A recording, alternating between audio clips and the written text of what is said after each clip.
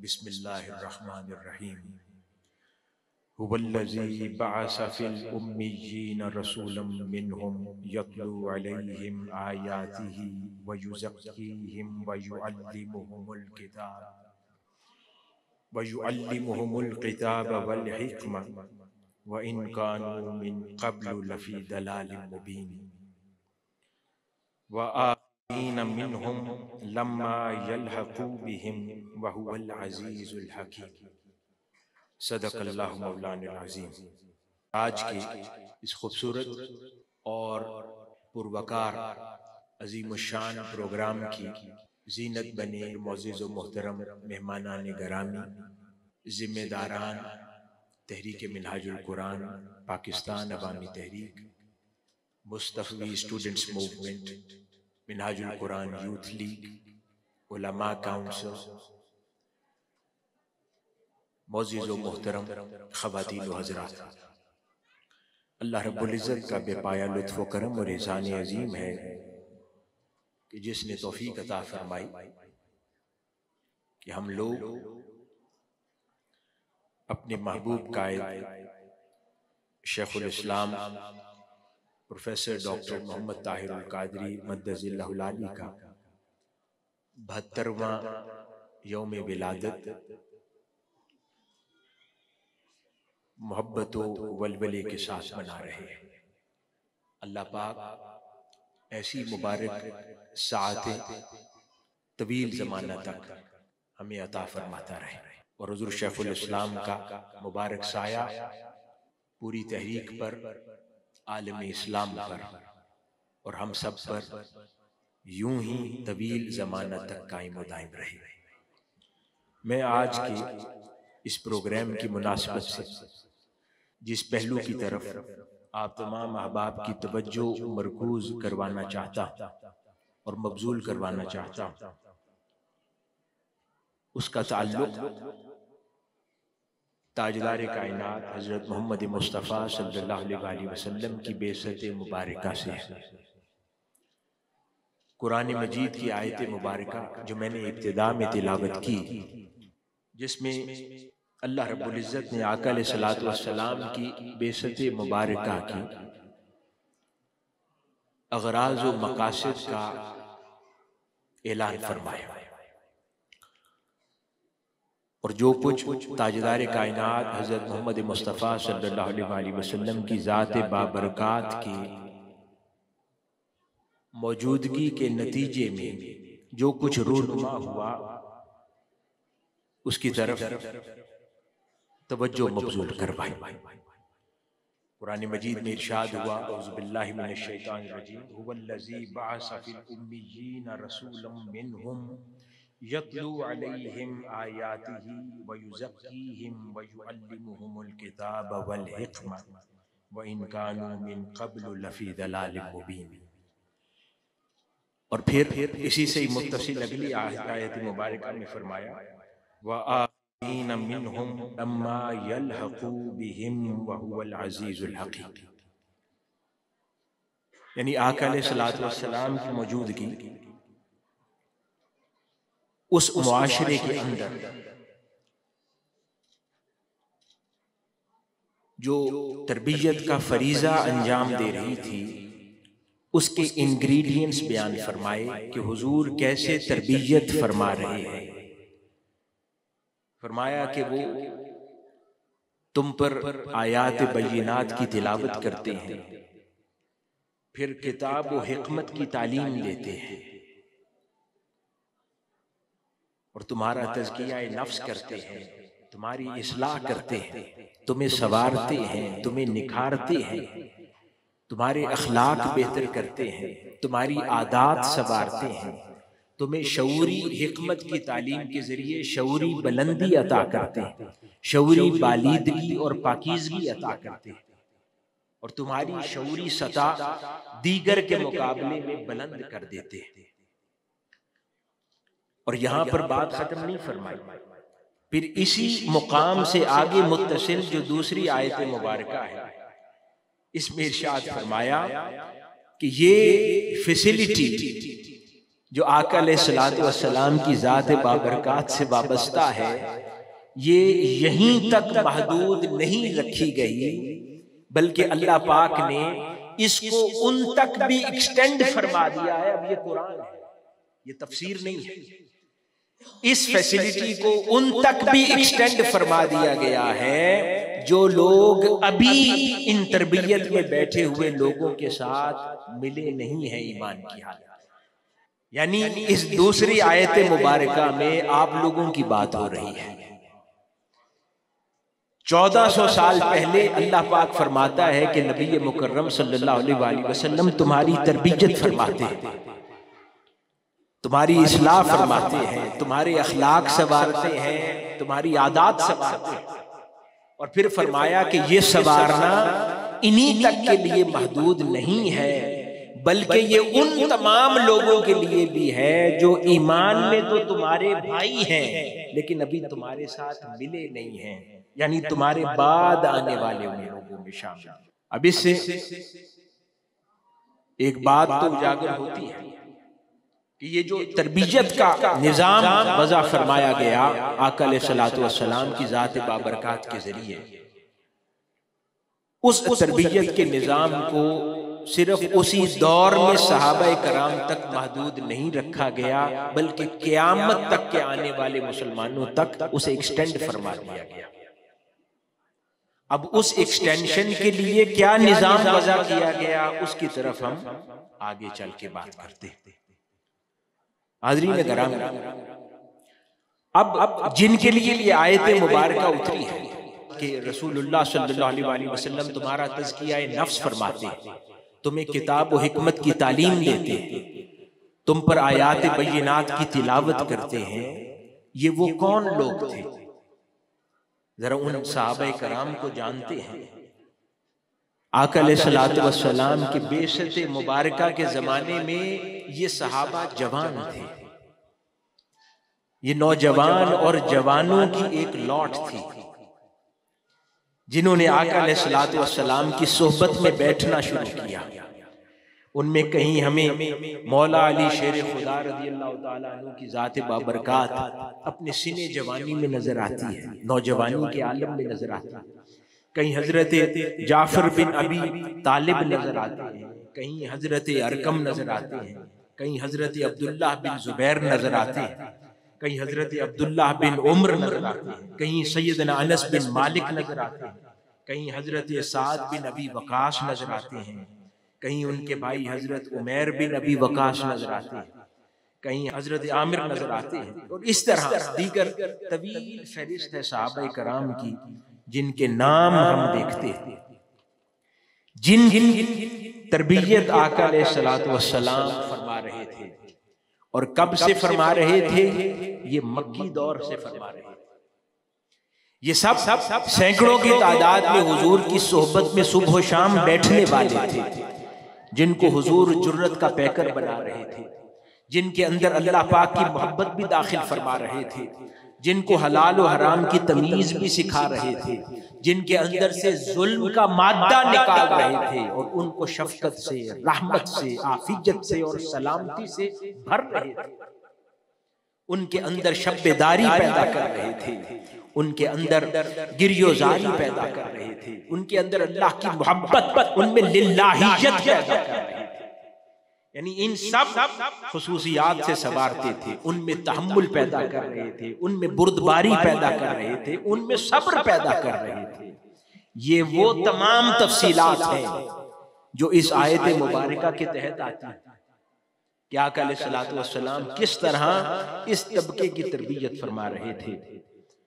और हाज़रीन गिरामी, जब हम मदीनातुल मुनव्वरा के क़याम की बात करते हैं, या यूं कह ले आज की जबान में रियासत मदीना की बात करते हैं,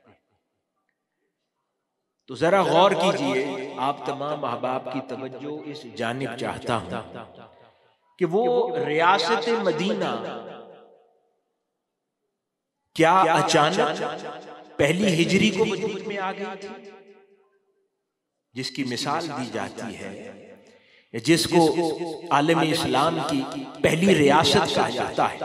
या जिसको रोल मॉडल तस्वुर किया जाता है, जहां पर इंसानी हुकूक भी मुयस्सर है, जहां पर माशी खुशहाली भी मुयस्सर है, जहां पर सबको इंसाफ भी मुयस्सर है, जहां पर एक अदल पर मबनी मुआशरा वजूद रखता है। क्या ये पहली हिजरी को अचानक वजूद में आ गया था जिसको रियासत मदीना कहते हैं? नहीं, रियासत मदीना वजूद में आने से पहले मदनी मुआशरा वजूद पा चुका था।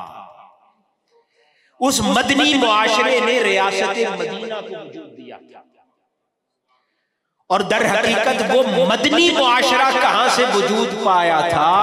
वो मदनी मुआशरा दर हकीकत ताजदार कायनात सल्लल्लाहु अलैहि वसल्लम की उस तरबियत और फैज के नतीजे में वजूद पाया।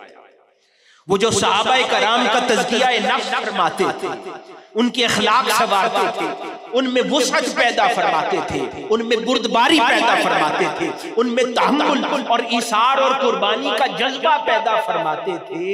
ये वो तरबियत थी जिसने रियासत मदीना के क़याम से पहले मदनी मुआशरा कायम फरमा दिया। चाहे वो सहाबाए कराम मक्का में ही क्यों ना रहते थे, वो मदनी मुआशरा वजूद में आ चुका, जिसके नतीजे में मदनी रियासत वजूद में आई। हाज़रीन करामी, अब कोई सवाल कर सकता है कि इस पर दलील क्या है?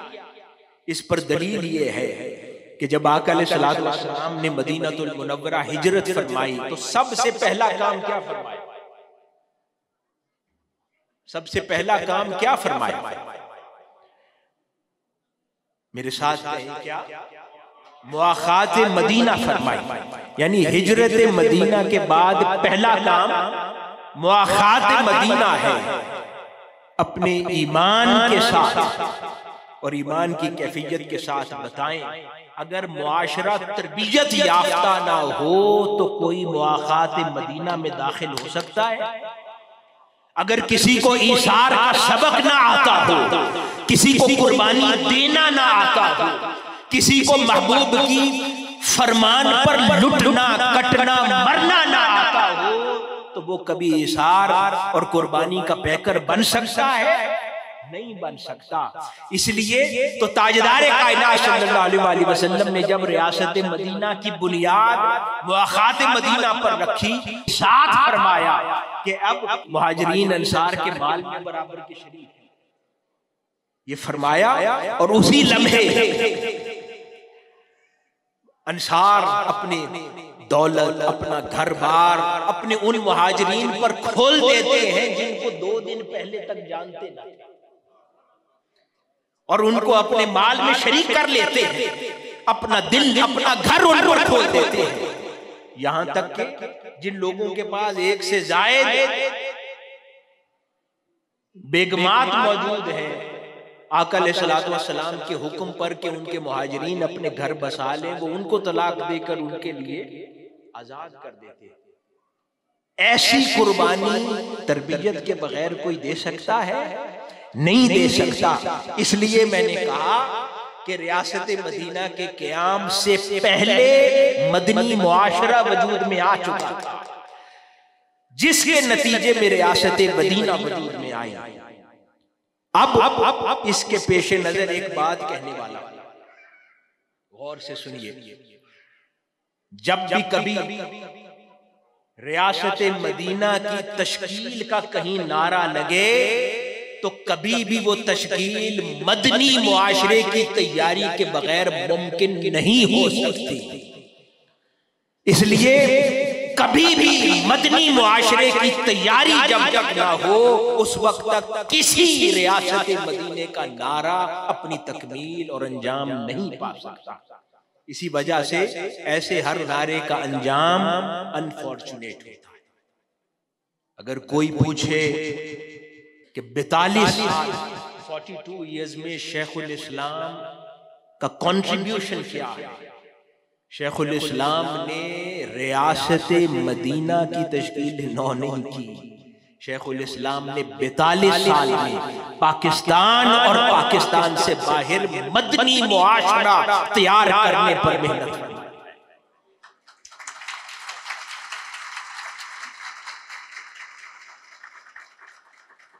जिसकी दलील ये है कि अपना और पराया हर शख्स ज़बान हाल से यही कहता है कि वो तबका जिसकी शेखुल इस्लाम ने तरबियत फरमाई है वो रहता तो इन्हीं गली मोहल्लों में है, वो रहता तो इसी मुआशरे में है, यहीं पला बड़ा है, इन्हीं में उठता बैठता है, लेकिन अपनी अक़दार में, अपने किरदार में, अपने अखलाक में कैसे बाकियों से जुदा है, कैसे अपने बाकी मोहल्लेदारों से जुदा है, अपने वादे का वफा करने वाला है, पास रखने वाला है, जबान का सच्चा है, सुथरा है, किसी पर जुल्म नहीं करता, खयानत नहीं करता, बददयान।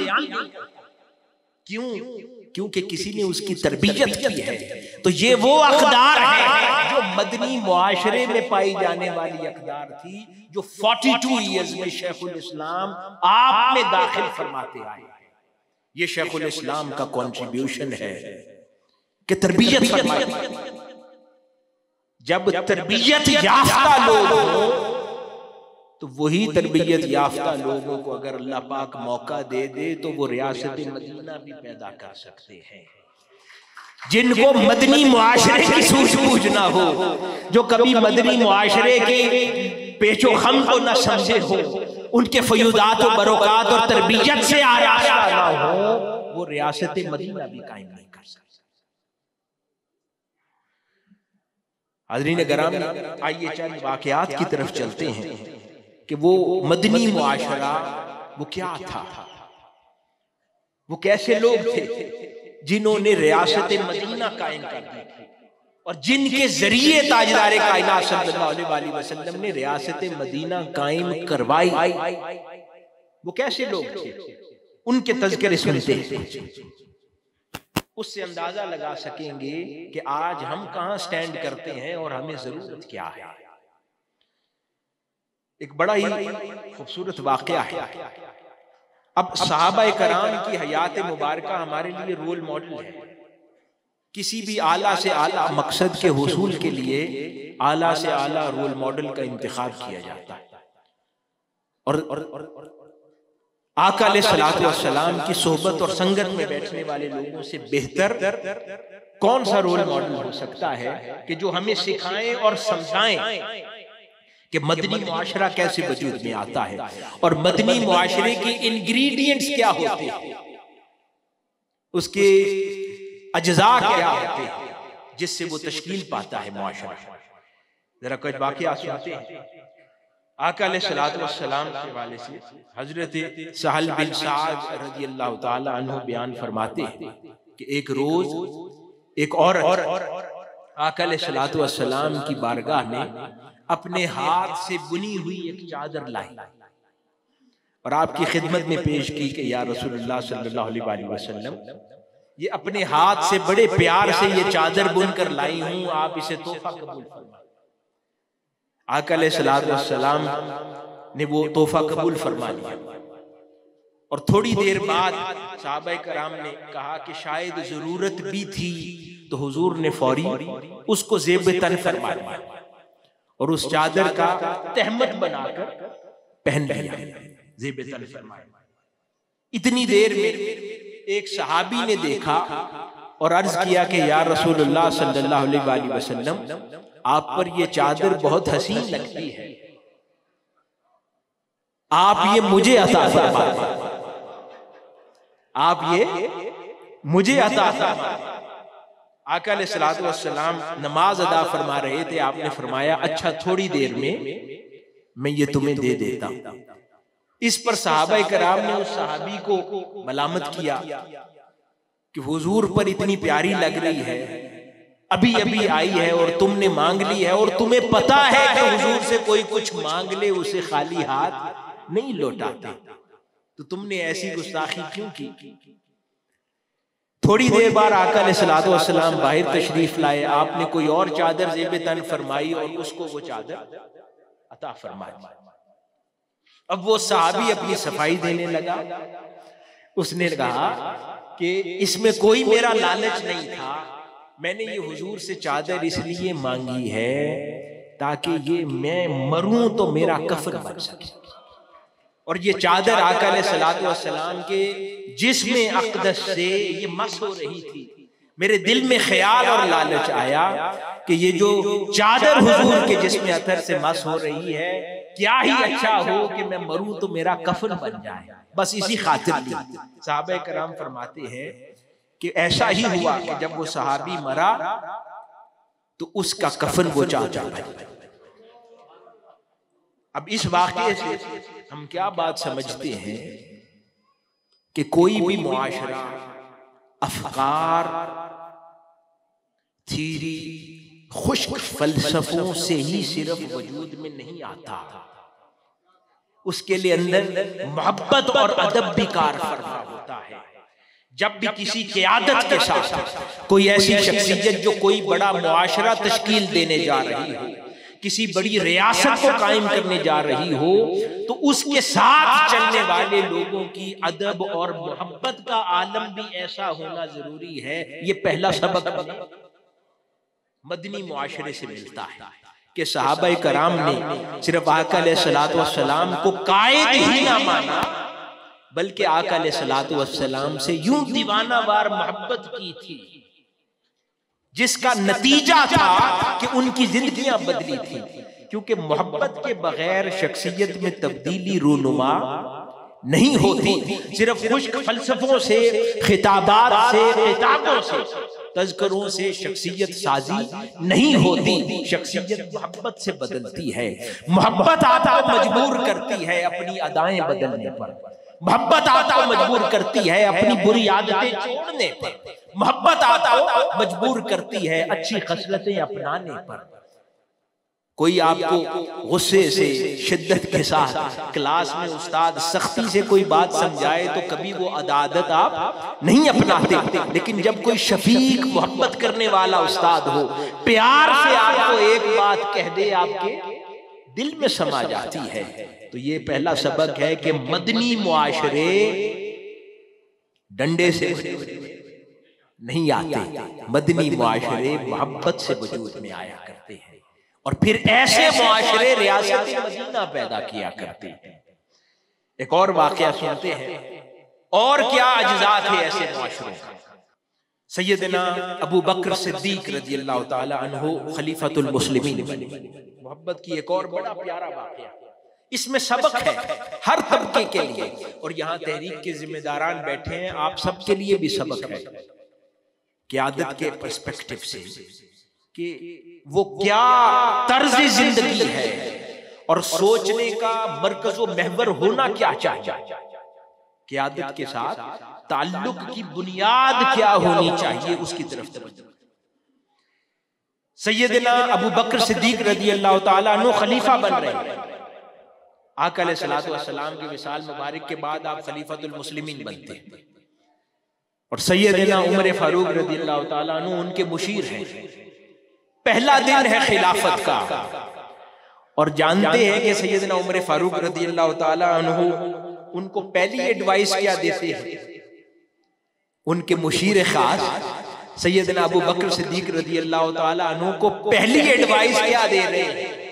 वो पहली एडवाइस ना सियासी है, न पहली एडवाइस इल्मी है, न पहली एडवाइस शरई है।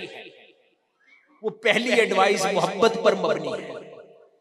वो क्या है? वो कहते हैं, ए अमीरुल मोमिनीन, वो फलां देहात में एक बुढ़िया का घर है। आका अलैहिस्सलातु वस्सलाम कभी कभार उस बुढ़िया के घर तशरीफ ले जाकर उसकी खिदमत अंजाम दिया करते थे। ए खलीफतुल मुस्लिमीन, आज पहला दिन है आपका एज खलीफतुल मुस्लिमीन, आओ चलो आका अलैहिस्सलातु वस्सलाम की याद और सुन्नत में उस बुढ़िया की खिदमत करके आते हैं। तो ये वो मोहब्बत की लौ है जो उनके अफकार का महवर है। इससे आप अंदाजा लगा सकते हैं कि वो लोग और वो मुआशरा कैसा रूहानी उस ज़हन था, कैसा आशिक उस ज़हन था। इश्क पर मबनी अफकार थे जिनके नतीजे में वैसा मुआशरा वजूद में आया और वैसा ताल्लुक अपनी क़यादत और ताजदार कायनात हज़रत मोहम्मद मुस्तफ़ा सल्लल्लाहु अलैहि वसल्लम की ज़ात बाबरकात के साथ। आगे चलते हैं। हजरत मुआज़ बिन जबल रज़ियल्लाहु ताला ये मारूफ वाकया है कि जब आका अलैहिस्सलातु वस्सलाम उनको यमन का काजी बनाकर भेज रहे थे तो हुजूर ने पूछा, है मुआज कैसे फैसला करोगे? मारूफ रिवायत है। इसको अमूमन इस्लामिक लॉ की बहस में तो इसको समझते कि इस्लाम के और शरीयत के बुनियादी मसादिर कौन से हैं, लेकिन इसके अंदर एक अदब है, मैं उसकी तरफ तवज्जो मबज़ूल करवाना चाहता। दूसरा पहलू है, पूछा कि माज फैसला कैसे करोगे? अर्ज किया, या रसूल अल्लाह किताब से फैसला करूंगा, किताबुल्लाह से फैसला करूंगा। फिर फरमाया, अगर अल्लाह की किताब में वो मौजूद ना हो तो क्या करोगे? अर्ज किया, या रसूल अल्लाह फिर आपके नक्शे कदम देखूंगा, फिर आपके नकूशे कदम फॉलो करूंगा, यानी कहा कि फिर सुन्नत देखूंगा। पूछा, अगर सुन्नत में भी ना मिले तो फिर क्या करोगे? फिर अपनी राय पर जाऊंगा। यानी इसको मसादिर की तरफ, तो इससे मसादिर तो हम अखज़ करते हैं इस्लाम के, लेकिन इसके अंदर जो खास अदब का पहलू, इस पर जब ये सुन लिया आका अलैहिस्सलातु वस्सलाम ने फरमाया, अल्लाह का शुक्र है जिसने अल्लाह के रसूल को कासिद बनाया और तुम्हें तौफीक बख्शी इस फहम की। यानी इसमें अदब दे दिया कि अल्लाह और उसकी किताब यानी हुक्म खुदाबंदी है, उसके बाद फिर ताजदार कायनात सल्लल्लाहु अलैहि वसल्लम के नक्शे कदम है, उसके बाद फिर कहा कि कहीं मुझ नाकिस की अपनी राय, यानी हुजूर के सुन्नत को, हुजूर के फरमान को, हुजूर की तालीमात को अपनी राय पर मुकद्दम जानना, ये दूसरा पहलू है मदनी मुआशरे के क़याम का, कि जहां पर क़ियादत और वो शख्सियत जिसके साथ आपकी निस्बत है और जिसकी इक्तिदा में आप लोग किसी मुआशरे के क़याम के लिए जद्दोजहद कर रहे हैं, तो इसमें सबक पोशीदा है कि अपनी हर राय को नाकिस जानकर उस पर फजीलत और अव्वलियत अपने कायद और शेख की राय को दी जाना चाहिए, जो सैयदना मुआज की इस रवायत से हमें समझ आता है। आगे चलते हैं, हजरत अबू ज़र गफ़ारी रज़ी अल्लाह ताला अन्हु का एक बड़ा प्यारा वाक़या है, ये भी अज्ज़ाए तरकीबी में से है मदनी मुआशरे के। दो जवान सैयदना उमर फारूक रज़ी अल्लाह ताला अन्हु खलीफतुल मुस्लिमीन है, दो जवान आपकी मजलिस में आते हैं और जाकर एक शख्स के सामने खड़े हो जाते हैं और कहते हैं कि ए अमीरुल मोमिनीन, ये शख्स हमारे बाप का कातिल है। क्या? ये शख्स हमारे बाप का कातिल है, हमें इंसाफ चाहिए। सैयदना उमर फारूक रज़ी अल्लाह ताला अन्हु अपनी मजलिस में उस शख्स से मुखातिब होकर फरमाते हैं कि क्या वाकई तुमने इनके बाप को कत्ल किया है? वो कहता है हाँ, लेकिन हादसाती तौर पर वो शख्स मेरे बाग में आ गया, जबरदस्ती दाखिल हो गया, मैं उसे मना करता रहा, उसने ना समझा, मैंने उसकी तरफ एक पत्थर खींच मारा और कत्ल के इरादे से नहीं, वो उसको लगा और गिर के मर गया।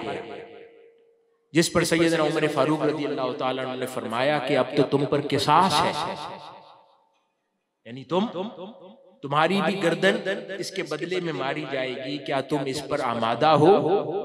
तो उस पर वो शख्स कहने लगा कि ए अमीरुल मोमिनीन, मैं हाजिर हूं।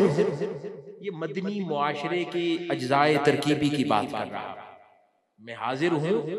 अब ये वो तबकात है, ये दो चार लीडर्स नहीं है, ये मैं सिर्फ खुलफाए राशिदीन की बात नहीं कर रहा कि वो सच्चे और सुच्चे हैं, ये मैं अवामुन नास सहाबाए कराम की बात कर रहा हूं। वो कैसे सच्चे और सुच्चे?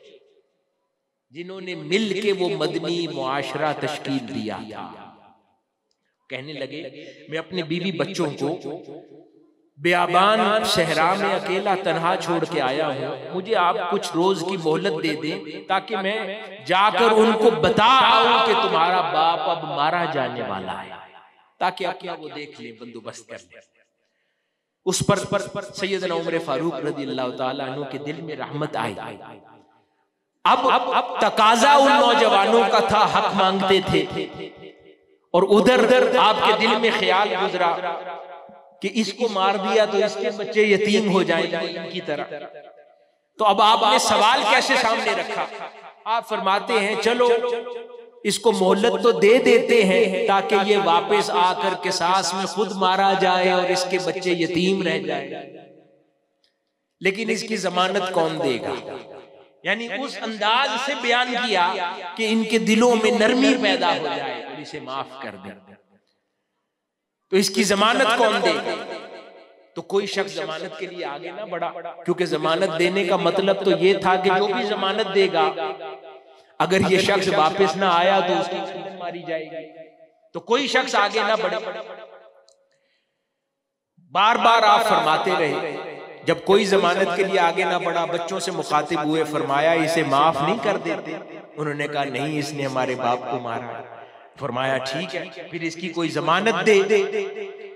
तो बहुत देर पूछते रहे, बिल आखिर सैयदना अबू ज़र गफ़ारी रज़ियल्लाहु ताला अन्हु खड़े हुए, बुजुर्ग सहाबी, वो उसे जानते भी ना थे। उन्होंने फरमाया कि अमीरुल मोमिनीन, मैं इसकी जमानत देता हूं, इसको जाने दीजिए। वो शख्स चला गया। 2 दिन की मोहलत दी गई।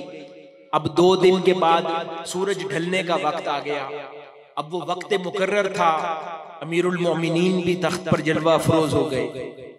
सैयदना अबू ज़र गफ़ारी रज़ियल्लाहु ताला अन्हु भी आ गए। वो 2 नौजवान अपना इंसाफ लेने के लिए भी आ गए और दरबार लग गया, बाकी लोग भी जमा हो गए। अब पूछा वो शख्स कहाँ है? उसका कोई अता पता नहीं। सूरज ढलता जा रहा है। अमीरुल मोमिनीन सैयदना अबू ज़र गफ़ारी रज़ियल्लाहु ताला अन्हु से पूछते कि भाई वो जिसकी जमानत दी थी कहाँ है? उन्होंने कहा मुझे खबर नहीं, लेकिन वो बैठे हैं अपनी ड्यूटी पर कि वो ना आया तो मेरी गर्दन हाजिर है। इतनी देर में वो शख्स हाँफता कांपता हुआ, भागता हुआ अमीरुल मोमिनीन की खिदमत में हाजिर हो गया। उससे पूछा कि भाई तुम्हारे तो घर का किसी को पता भी नहीं था, तो आज चाहते तो भाग जाते, वापस क्यों लौट आए? उसने कहा कि कहीं ये ना कहे कोई कि आका अलैहिस्सलातु वस्सलाम के तरबियत याफ्ता मुआशरे में अहद का पास नहीं रहा, कि कोई मेरे तरबियत करने वाले पर उंगली ना उठा दे, कोई इस मुआशरे पर उंगली ना उठा दे कि इस मुआशरे में बसने वालों में अब अहद का पास नहीं रहा। तो इसलिए मैं अपना उस अहद को पूरा करने लौटा। फिर सैयदना अबू ज़र गफ़ारी रज़ियल्लाहु ताला अन्हु से पूछा कि आप इस शख्स को जानते ना थे? जब कोई जमानत देने के लिए ना उठ रहा था, आप क्यों खड़े हो गए? उन्होंने कहा कि इस बूढ़े अबू ज़र गफ़ारी ने इसलिए उसकी जमानत दे दी कि कोई ये ना कहे कि मुस्तफ़ा के तरबियत याफ्ता मुआशरे में कोई अब किसी पर एतमाद नहीं करता, कि कोई अब किसी पर एतमाद नहीं करता, और इस मुआशरे में एतमाद वाले लोग बाकी नहीं रहे। इसलिए जब कोई नहीं खड़ा हो रहा था तो ये बूढ़ा अबू ज़र गफ़ारी खड़ा हो गया। ये सुनकर वो दोनों नौजवान खड़े हो गए और कहने लगे, अमीरुल मोमिनीन, हम अपने बाप का कत्ल इसको माफ करते हैं। उस पर सैयदना उमर फारूक रज़ियल्लाहु ताला अन्हु ने पूछा, है नौजवानों, 2-3 दिन से ये सारा तमाशा तो तुम्हारे लिए बपा था, आज तुमने क्यों माफ कर दिया? उन दोनों की बातों की तरह ये नौजवान कहने लगे कि इसको कत्ल इसलिए माफ करते हैं कोई हो ना कहे कि मुस्तफा के तरबियत याफ्ता लोगों को माफ करना नहीं आता। वो जिसने फतह मक्का के दिन आम माफी का ऐलान कर दिया था, कहीं फिर कोई ये ना कहे कि मुस्तफा दुनिया से तशरीफ ले गए जाहिरी तौर पर, अब उनके तरबियत याफ्ता लोगों को माफ करना नहीं आता।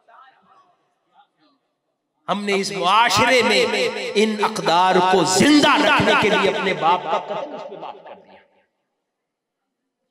ये वो मदनी मुआशरा था जिसने रियासत मदीना पैदा फरमाई।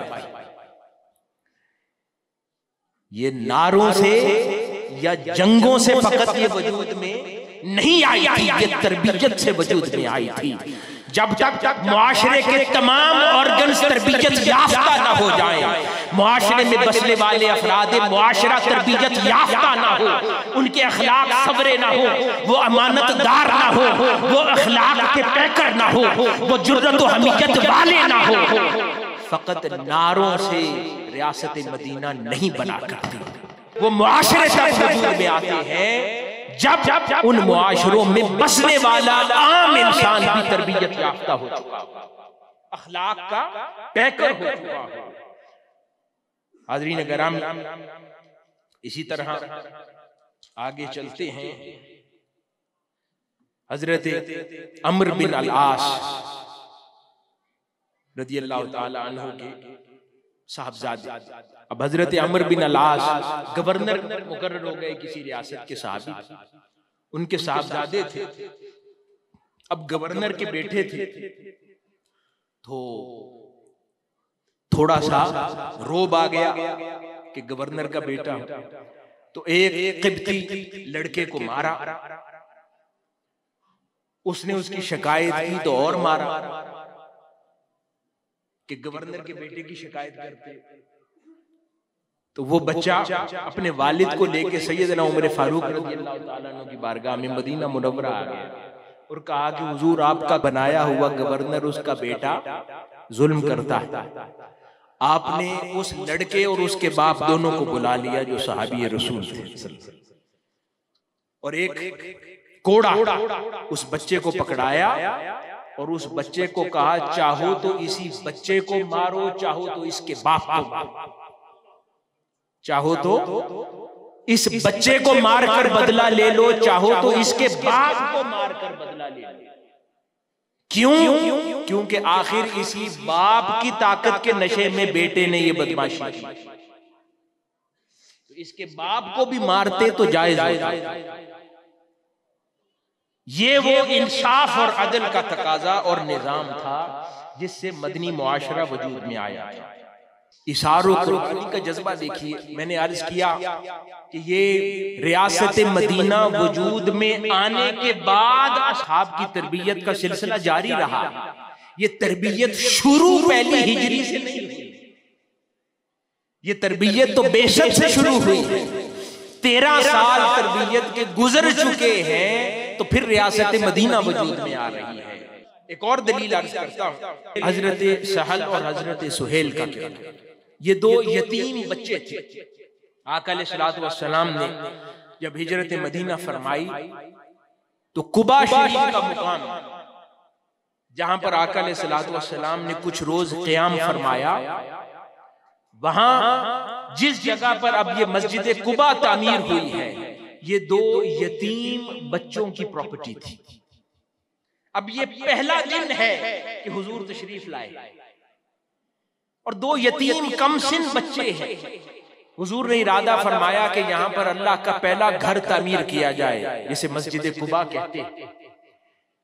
वो दो यतीम बच्चे हाजिर हो जाते हैं कि या रसूल अल्लाह, हमारी कुल पूंजी ये प्लॉट है और ये आपकी खिदमत में पे, अभी हुजूर की सोहबत में नहीं रहे, तरबियत नहीं पाई, लेकिन इशार और कुर्बानी देखें। वो दो यतीम बच्चे कुल पूंजी लेकर हुजूर की खिदमत में लाते हैं कि ये हुजूर, आपको हमने इसकी कीमत और उजरत नहीं लेंगे और ये मस्जिद के लिए दे दिया, लेकिन कुर्बान जाए आका अलैहिस्सलातु वस्सलाम की मोहब्बत पर।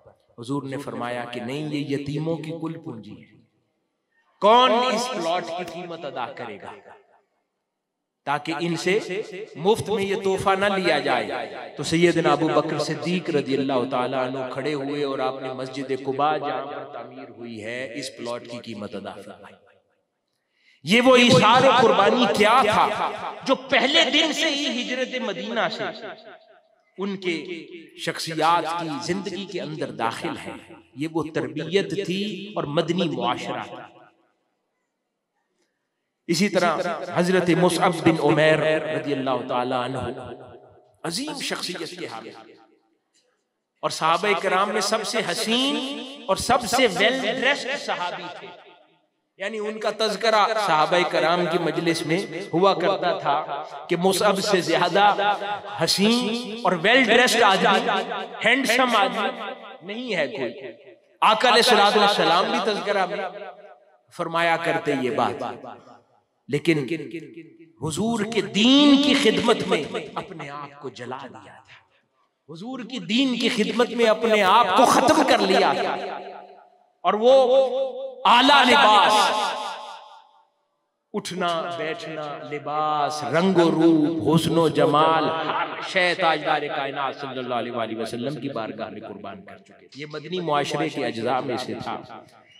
और फिर आदाब देखिए, वो ऐसी शख्सियत को जब सबसे पहले मदीनतुल मुनव्वरा हिजरत का इरादा फरमाया तो उनकी तरबियत के लिए जो पहला दाई बनाकर जिसको भेजा गया वो हजरत मुसअब, जो मदीना मुनव्वरा से पहला 12 अफराद का वफद हुजूर की बारगाह में लाए, फिर दूसरा 72 अफराद का वफद लाए और फिर हुजूर ने हिजरत फरमाई। यानी वो मोस्ट हैंडसम मैन ऑफ मक्का, जिसको अपने लिबास, उठने बैठने और उन चीजों पर ही फख्र था, इस तरह हुजूर का दीवाना हुआ कि मदीनतुल मुनव्वरा की हिजरत की बुनियाद बन गई। और ऐसा दीवाना था, अपनी वालदा से बहुत प्यार था। जब वफूद की शक्ल में यसरब से मक्का मुअज़्ज़मा लौटे, वालदा को खबर हुई कि बहुत अरसे बाद मेरा बेटा आ रहा है। वो तैयारियों में लग गई, पर देखा कि बेटा तो नहीं आया। रात देर गए तक इंतजार करती रही कि खबर मिली थी कि बेटा मक्का लौट रहा है, लेकिन बेटा तो नहीं आया। फिर अगले दिन जाकर बेटा वालिदा से मिलने आया तो थोड़ी नाराजगी का इजहार किया कि इतने साल बाद आना हुआ और मैं तुम्हारा रात भर इंतजार करती रही, तुम नजर नहीं आए। वो कहने लगा, ये कैसे मुमकिन था कि मैं अपनी माँ से ताजदार कायनात सल्लल्लाहु अलैहि वसल्लम से पहले मुलाकात करूं। ये वो अदब और तरबियत थी जिसने मुआशरा पैदा किया है। हर शय पर हुजूर की जात मुकद्दम जानी गई थी, हुजूर की मोहब्बत मुकद्दम थी, हुजूर की इताअत मुकद्दम थी, हुजूर का फरमान मुकद्दम था, हुजूर की तालीमात मुकद्दम थी, हुजूर की सुन्नत मुकद्दम थी। इसलिए वो मुआशरा वजूद में आया। इस तरह बहुत से वाकयात हैं। फतह मक्का में क्या हुआ? मक्का से मुसलमान हिजरत करके लौटे थे, हिजरत करके मदीना मुनव्वरा गए। न जाने कितने सहाबाए कराम के अजीज रिश्तेदार मारे गए मक्कियों के हाथों। मक्का मुअज़्ज़मा के लोगों के हाथों कितनों के बाप मारे गए, कितनों के बेटे मारे गए, कितनों के भाई, कितनों के दीगर अजीजों अकारिब मारे गए। वो ऐसा मुआशरा था जहां किसी के खानदान में एक कत्ल हो जाता तो सदियों सदियों झगड़े बरकरार रहा करते थे। पानी के मसलों पर सदियों तक झगड़े चलते, खानदानों में कत्ल हो जाते तो सदियों तक एक दूसरे को माफ करने का रुझान और रिवाज न था। और फिर ऐसा तबका जिसको किसी एक शहर और रियासत से धक्का देकर बाहर निकाल दिया गया, वो लौटता है। आका अलैहिस्सलातु वस्सलाम ने मशवरा नहीं फरमाया। ये तंजीमी तहरीकी तरबियत के पर्सपेक्टिव से मैं अमूर अर्ज कर रहा हूं। हुजूर ने मशवरा नहीं फरमाया। फतह मक्का के दिन ऐलान फरमाने से पहले किसी सहाबी से रिवायात में नहीं मिलेगा कि कोई सहाबाए कराम की मीटिंग कॉल की हो और वहां पर मशवरा हुआ हो कि अब इनको माफ कर दिया जाए या नहीं। हुजूर ने ऐलान फरमाया कि आम माफी का ऐलान किया जाता है। आज सबको माफ कर दिया है और सबको अमान हासिल है। और तरबियत का पैकर वो मदनी मुआशरा, वो सहाबाए कराम ऐसे लब्बैक या रसूलुल्लाह सल्लल्लाहु अलैहि वसल्लम कहने वाले लोग थे कि उन्होंने आमन्ना व सदकना कहा। किसी ने ये नहीं कहा कि या रसूलुल्लाह ये ऐलान ना करे, इसने मेरा बाप मारा हुआ है, इससे मैंने बदला लेना है, इसने मेरा बेटा मारा है, मैंने बदला लेना है, इसने मेरा माल हसब किया है। नहीं, सबने कहा कि मुस्तफा अलैहिस्सलातु वस्सलाम ने आम माफी की है। ये हमारे वालिदैन के कत्ल का बदला भी माफ कर सकते हैं, ये हक रखते हैं। ये हमारे माल हसब हुए भी माफ कर सकते हैं। ये हमारी औलादों की जान दी हुई भी अपने हुक्म से माफ कर सकते हैं। ये तरबियत थी ताजदार कायनात सल्लल्लाहु अलैहि वसल्लम की, जो आपने माशरे की फरमाई। ये तरबियत थी जो मुआशरे की फरमाई थी। ये वो अज्जा थे जिसने कमिटेड कर दिया था इन तमाम सहाबाए कराम को आका अलैहिस्सलातु वस्सलाम की जात बाबरकात के साथ। हाज़रीन गिरामी, मैंने अर्ज किया कि ये वो मदनी मुआशरा था जिसने दर हकीकत रियासत मदीना को वजूद दिया, और वो मुमकिन ना होती अगर उस रियासत को संभालने वाले रूहानी ज़हन लोग न होते। अगर करप्ट ज़हनियतों के मालिक होते, बद किरदार होते, बद अखलाक होते, चोर होते, तो जितनी मर्जी वही आसमान से उतर आती, उस मुआशरे में तरबियत के बगैर उनको जितनी जिम्मेदारियां सौंप दी जाती, उस रियासत का कुछ नहीं हो सकता। ये तरबियत ही थी कि आका अलैहिस्सलातु वस्सलाम की जाहिरी मौजूदगी तो सिर्फ 10 साल रही है, लेकिन फिर वो हुजूर के तरबियत याफ्ता थे कि वो 10 साल पर बात नहीं खत्म हुई। आगे हुकूमतें बदलती रहीं, लेकिन इस्लाम की सल्तनत की हुदूद पहले से ज्यादा लाखों किलोमीटर तक फैलती चली गई। इंस्टीट्यूशन बनते गए, निजाम बनते चले गए, रियासत की हुदूद बढ़ती चली गई, और बड़ी बड़ी ताकतें और सिविलाइजेशन जो हैं उनके सर मगलूब होते रहे। क्यों? कि अब ये हुजूर के तरबियत याफ्ता थे, मदनी मुआशरा वजूद में आ गया था, उनकी सरिश्त में खैर थी। बुरी सरिश्त के लोग नहीं थे, खैर वाले लोग, फितरत में खैर आ चुकी थी, इसलिए उनके हर अमल में, हर फैसले में, हर इकदाम में खैर थी और बरकत थी। वो जहां कदम उठाते थे वहीं फतूहात अल्लाह पाक अता करता था, क्योंकि फितरत खैर पर मबनी हो गई थी। ये वो मदनी मुआशरे के अज्जा है। अब हाज़रीन गिरामी, मैंने अर्ज किया कि ये मदनी मुआशरा उस आयत मुबारका की रोशनी में वजूद में आया कि हुजूर ने उनका तज़किया नफ्स फरमाया, उनको किताबुल्लाह और हिकमत की तालीम दी और तरबियत फरमाई, और फिर फरमाया कि हाँ, इस चीज में पाबंदी नहीं है, ये आगे भी हो सकता है, क्योंकि कुरान मजीद ने फरमाया वाक़ीना मिनहुम लम्मा यलहक़ू बिहिम व हुवल अज़ीज़ुल हकीम, कि फरमाया कि उसी की खैरात आगे भी मिल सकती है अगर कोई चाहे, अगर कोई हासिल करना चाहे तो वो खैरात आगे भी मिल सकती है। और ये मदनी मुआशरा, इसका पर्तो, इसका मंजर कहीं और भी कायम हो सकता है, कहीं और भी दिखाया जा सकता है। तो हाज़रीन गिरामी, उसके लिए फिर अल्लाह पाक ने जो निज़ाम वज़ा फरमाया वो हर सदी में मुजद्दिदीन का, उसी मदनी अक़दार को जिंदा करने के लिए, जिनको हम इस्लामी अक़दार कहते हैं ना, मैं उन्हें मदनी अक़दार कह रहा हूँ। इन्हीं मदनी अक़दार को, इन्हीं मदनी तालीमात को, इन्हीं मदनी अफ़कार को जिंदा करने के लिए अल्लाह पाक उलमा रब्बानीयीन पैदा फरमाता है, मुजद्दिदीन पैदा फरमाता है। और ये मुजद्दिदीन कौन होते हैं, इनकी तारीफ हम हजरत मुजद्दिद अल-फ़सानी रज़ी अल्लाह ताला अन्हो से सुनते हैं। वो फरमाते हैं ये जो मुजद्दिद है, इसको अल्लाह पाक बहुत बड़ी जिम्मेदारी देता है। ये आम रुश्द व हिदायत के लिए नहीं आता, ये फकत अल्फाज हैं, ये फकत पीरी मुरीदी के लिए नहीं आते अल्फाज हैं, ये आम रुश्द व हिदायत और दीन की तबलीग व इरशाद के लिए भी नहीं आते। कारखानाए हयात की चाबी अल्लाह पाक इनको सौंप देता है, कारखानाए हयात की चाबी सौंपता है, और ये नबवी तरीक पर आका अलैहिस्सलातु वस्सलाम की उम्मत में दीन मुहम्मदी की अक़दार के इहया के लिए आते हैं।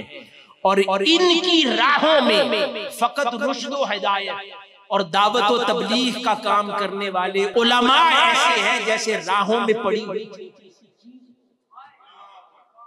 वो क्या हज़रत मुजद्दिद अल-फ़सानी फरमा रहे हैं कि फकत रुश्द व हिदायत का काम करने वाले या पीराने कराम जो खैर व बरकत दीन की तबलीग का काम करते हैं, वो जो काम इनके जिम्मे होता है इनकी राहों में वो ऐसे हैं जैसे इनके रास्तों में पड़ी हुई छोटी सी चीज, मंजिल भी नहीं। जिस मंजिल पर ये मुकीम है उस मंजिल की राह पर पड़ी हुई कोई छोटी सी चीज हो। फरमाते हैं आम रुश्द व हिदायत का काम करने वाले लोग वो होते हैं, और वो अगर कभी शेखुल इस्लाम की जात पर कमेंट करें तो ताज्जुब होता है। वो कभी मुजद्दिद असर की ज़बान पर और बात करने लगे, क्रिटिसिज्म करने लगे, एनालाइज करने लगे, तो बड़ा ताज्जुब होता है कि जिन मुजद्दिदीन के बारे में हज़रत मुजद्दिद अल-फ़सानी फरमाते हैं कि रुश्द व हिदायत का काम करने वाले उलमा उनके रास्तों में पड़ी हुई चीज की माने हैं, वो उस कुल को, उनके काम के हुजुम को, उनकी हकीकत को समझने से कासिर। उस बड़े मकसद के लिए अल्लाह पाक इन हस्तियों को पैदा करता है। तो दर हकीकत आम अल्फाज में समझना हो तो हर 100 साल पर उसी मदनी मुआशरे के तसलसल के लिए, उसी मुआशरे के क़याम के लिए, उन्हीं मदनी इक़दार के क़याम के लिए और एहया के लिए अल्लाह पाक मुजद्दिदीन को पैदा फरमाता है, जिनकी तरबियत से, संगत से, सोहबत से, तालीमात से, फिर से वो तबके में से ऐन मुमकिन है कि सारा मुआशरा ना बदल पाए, लेकिन उसी मुआशरे में से एक ऐसा तबका वो जरूर पैदा कर देते हैं जो उस तरबियत याफ्ता तबके का तसलसल बन जाता है। सहाबाए कराम के उस तरबियत की खैरात पाते हैं। अगर फिर बददियानत मुआशरा हो गया हो, उसमें वो तबका दियानत का अलम बरदार बन जाता है। अगर खाइन मुआशरा हो तो उसमें अमानत का अलम बरदार बन जाता है। फिर अगर कोई मुआशरा चोरी पर मबनी हो, उसमें अमानतदारी का वो मुआशरा अलम बरदार बन जाता है। जहां हर सिमत झूठ बोला जाता हो, वहां सच्चाई का अलम बरदार वो तरबियत याफ्ता तबका बन जाता है। जहां पर इनडिसिप्लिन्ड हो, हर चीज बदतहजीब हो, बेतरतीब हो, वहां पर फिर ऐसे मुजद्दिदीन की तरबियत के नतीजे में जो तबका पैदा होता है, उनके डिसिप्लिन की सारा मुआशरा गवाही देता है या नहीं देता है। फिर उनके डिसिप्लिन की गवाही दी जाती है, उनके मुनज़्ज़म होने की गवाही दी जाती है, उनके साफ सुथरा होने की गवाही दी जाती है, उनके जबान के पाक और साफ होने की गवाही दी जाती है कि ये कभी गाली नहीं देते। ऐसा मुआशरा जहां पर हर वक्त जबान पर गाली धरी रहती है, आम जबान के स्लैंग में गाली हो, वहां पर कोई ऐसा तबका हो जो गाली नहीं देता। ऐसा मुआशरा जहां पर निगाहों से हया चला गया हो, ऐसे मुआशरे में कोई हयादार निगाहों वाले हो। ऐसा मुआशरा जहां पर गैरत बिक जाती हो, जहां पर ज़मीर फरोशी आम हो, ऐसे तबके के अंदर ऐसे हुजूर लोग भी पैदा हो जाएं जो ज़मीर ना बेचते हो, जो अपने बाप दादा का खून ना, जो गैरत और हमीयत वाले हो, जो सौदा ना करते हो। चाहे वो 14 लाशें सानिया मॉडल टाउन में उठा कर ले जाएं, लेकिन सौदा ना करते हो। फिर ऐसा तबका कौन पैदा करते हैं? वो मुजद्दिदीन की तरबियत पैदा करती है। वो शेखुल इस्लाम जैसी हस्तियों की तरबियत ही ऐसा मदनी मुआशरे का इह्या करती है।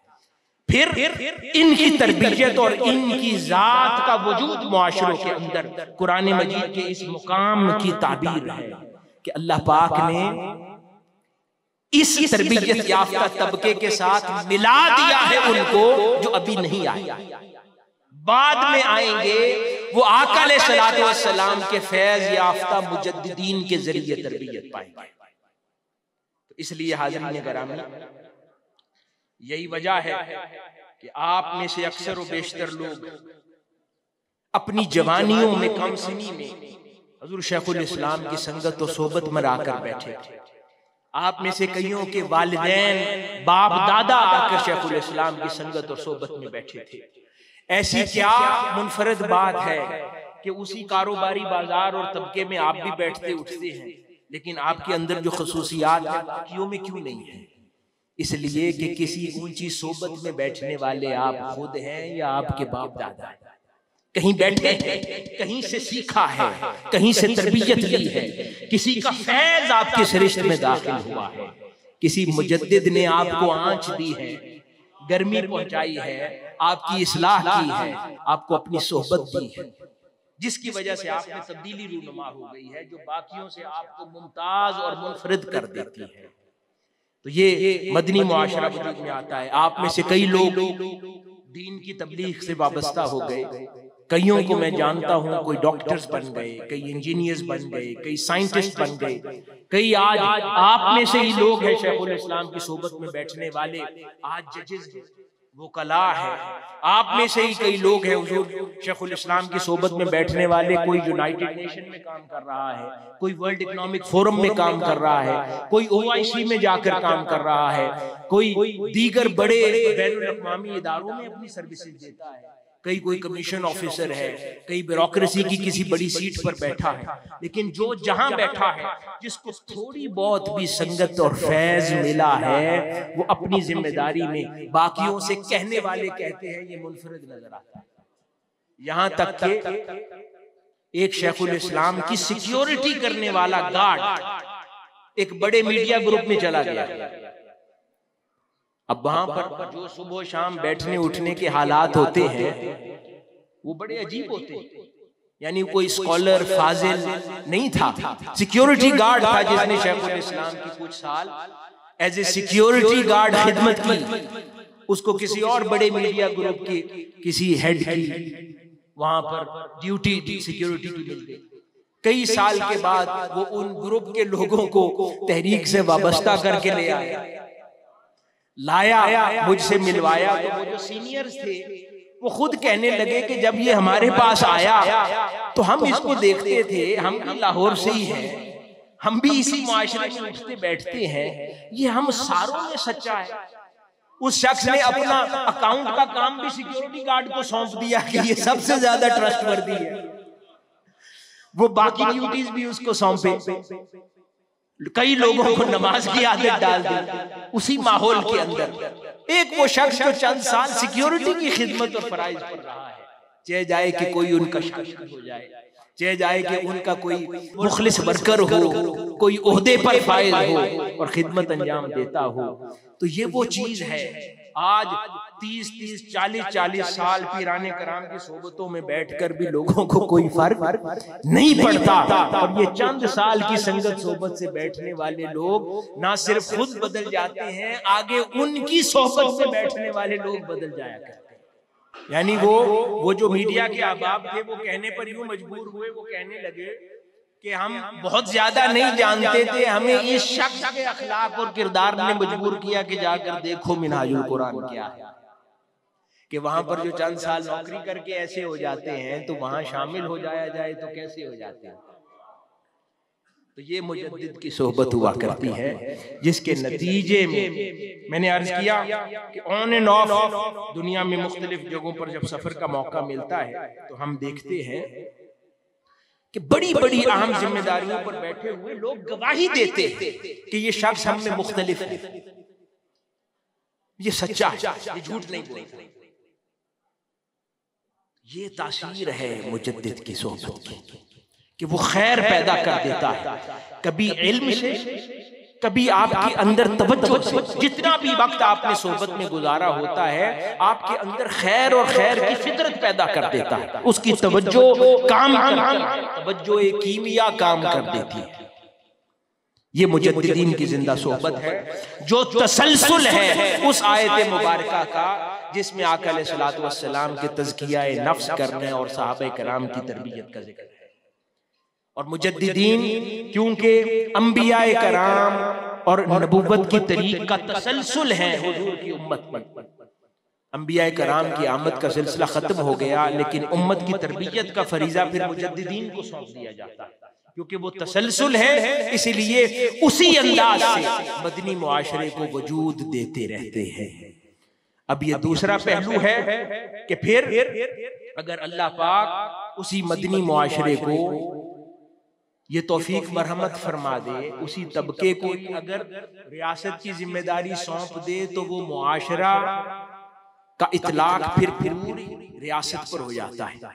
लेकिन अगर कभी अल्लाह पाक ने अभी खैर का इरादा न फरमाया हो किसी तबके, मुआशरे या रियासत के लिए, तो कम अज कम उन मुजद्दिदीन की सोहबत से लखूखा अफराद पर मुश्तमिल ऐसा मुआशरा जरूर उस सदी में पैदा हो जाता है जो तमाम खैर पर मबनी मदनी अक़दार की अलमबरदार और नुमाइंदे बनकर जिया करते हैं। इनके वजूद और इनकी बरक़ात के सदके से अल्लाह पाक खैर जिंदा रखता है, खैर पर मबनी अक़दार को जिंदा रखता है। उनकी तालीमात, तवज्जुहात, फयूज़ात, उनकी सोहबतों की बरकत अल्लाह पाक इन चीजों को हमेशा खैर पर कायम व दायम रखता है।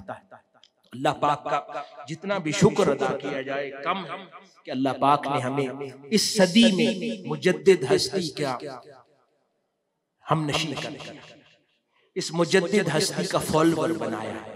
हुज़ूर शेखुल इस्लाम मुजद्दिद रवां सदी की सोबत में बैठने वाला बनाया, उनका शागिर्द बनाया, उनका तरबियत याफ्ता बनाया, उनसे सीखने वाला, उनसे इस्तिफादा करने।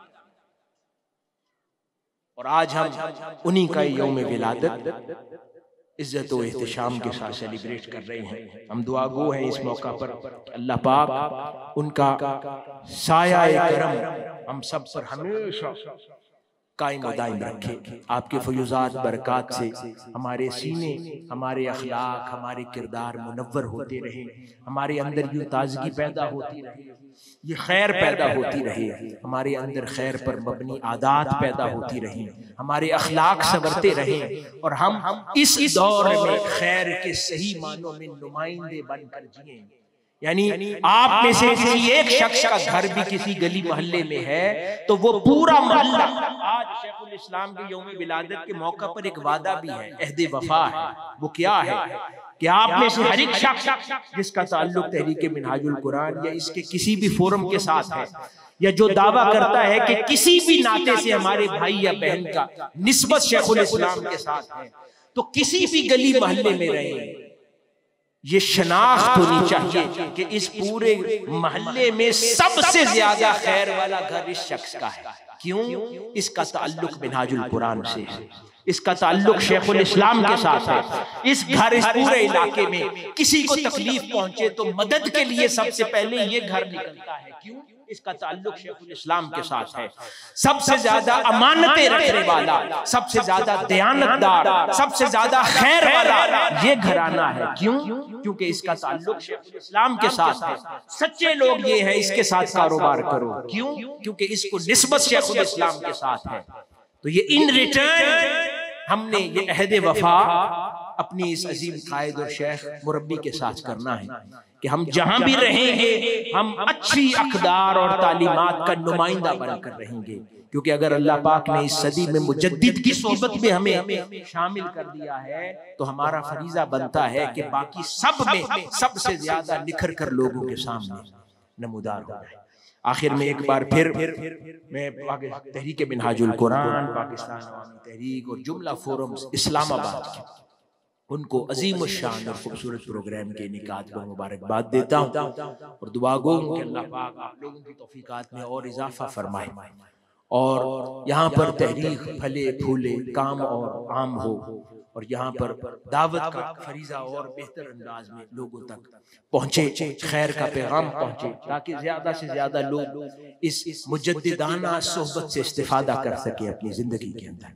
और हुज़ूर शेखुल इस्लाम की सोहबत में एक पैगाम आखिरी और है कि ज्यादा से ज्यादा 2 ऐलान।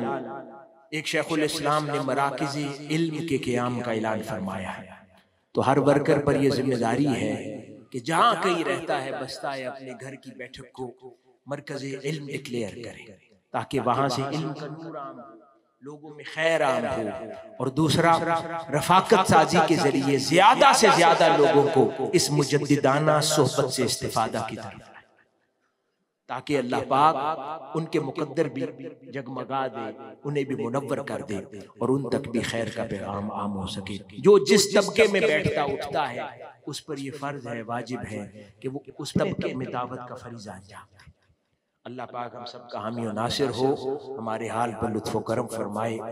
वस्सलाम व मा अलैना इल्लल बलाग।